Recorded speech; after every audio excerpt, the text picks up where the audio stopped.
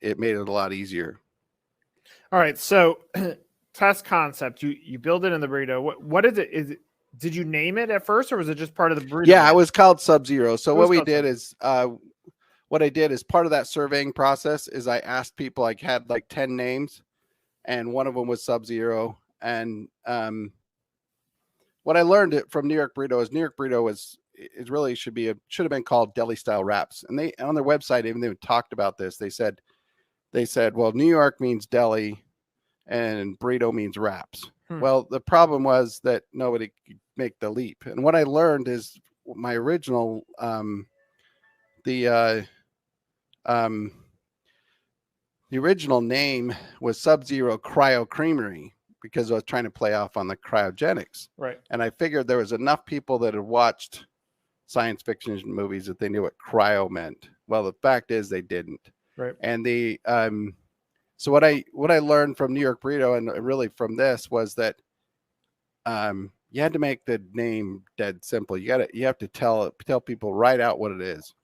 It's Sub-Zero ice cream. And through the naming, what we found is that from that surveying, Sub-Zero came on top as far as the survey. And then, but there were two reasons. They said it was because it was familiar. And so I said, well, but it all depended on what generation you were from. So if you were older generation, it was because of the refrigerator. But if it was younger generation, it was because of Mortal Kombat.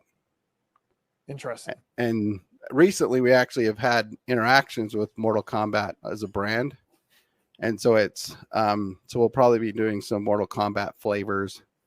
We went down and met with their marketing team a few weeks ago. Nice. And so it's kind of funny that I figured familiarity would be a benefit. All right. So concept's going. You're getting early sales. I assume what you could afford changes. And now you have to afford the process of becoming a franchisor. How did you do that? Well, we hired a company and they did the initial paperwork. It wasn't terribly expensive. We were also applying for a patent, so we were paying for that too. In that time period, which we did get.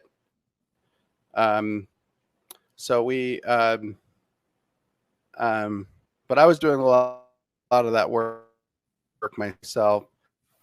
So we hired this initial company.